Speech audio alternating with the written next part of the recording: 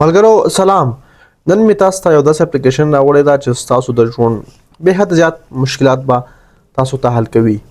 دا اپلیکیشن چې دا څنګه کارول کیږي او موږ به څنګه پوښتنې ترې کوو.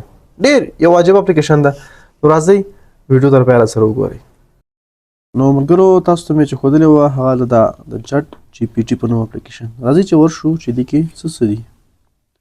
ګوره تاسو چې هر رنګه پوښتنه ترې وکړئ زه اول ورته وایم سلام جوړ په خیر، لکه د یو شخص غوندې تاسو سره خبرې کوي. ګوره مننه یوه پوښتنه لرم. ګوره ډېر ښه پوښتنه دې راته ووایه. کولی شې عصبي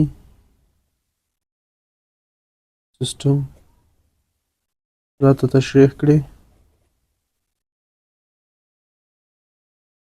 ګورئ یعنې د عصبي سیستم باره کې چې څومره معلومات وي تاسو ته ډېر واضح ډول تاسو ته خپل معلومات در سره شریکوي. او که چیرې په دې معلوماتو مو هم بسنه ونه شوله هلته ګورئ صبر چې دا معلومات راولېږي، یعنې بیخي بې حده زیات معلومات یې راولېږل.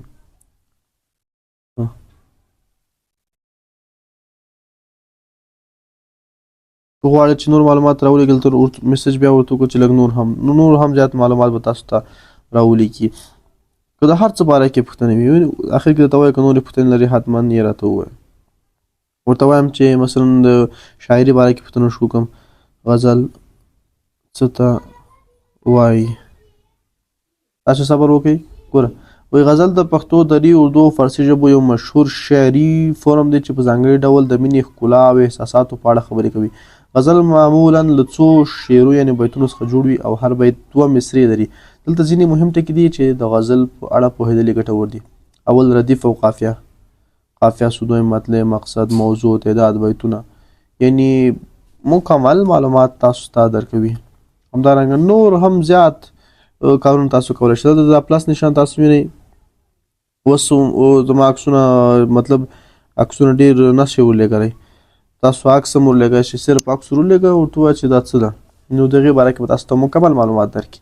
ډېر یو ښه اپلیکیشن ده. هر رنګې پوښتنه چې تاسو ورڅخه وکړئ که د ورځني عادي ژوند باره کې هم وي. مثلا زه یو بله پوښتنه ترې کوم چې کمپیوټر څه ده.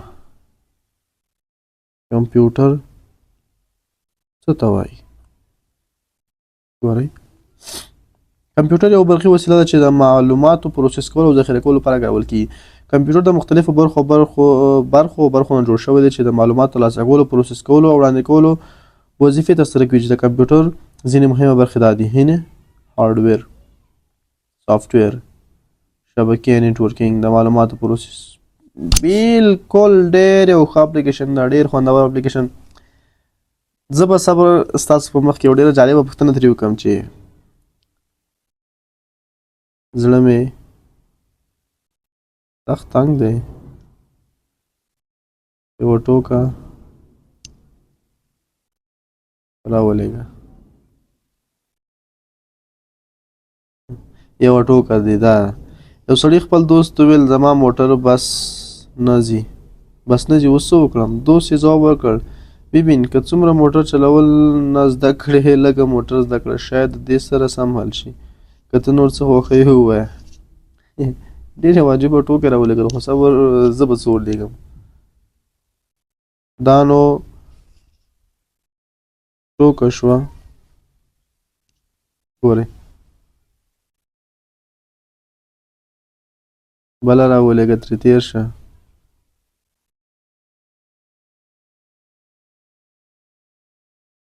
خوښه مې نه شوه.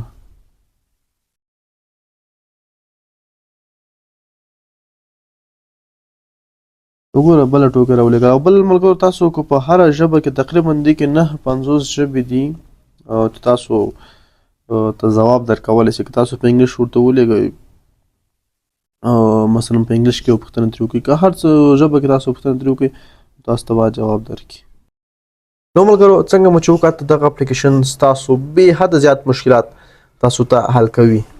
نو ورشئ ډاونلوډ یې کړئ او د ویډیو در سره شیر کړئ تر څو نور ملګري هم ترې خبر شو ډېر په اسانۍ سره ګټه ترې واخله که زده کوونکي دي که د طب محصلین دي که د انجینري محصلین دي که ساده ژوند په باره کې پوښتنې ترې کوي یعنې هر ډول مشکلات تاسو ته حل کوي او هغه هم په ډېر لږ وخت کې نو ویډیو ښه ډېر در سره شیر کړئ چې تر څو نور هم ترې فایده مند شي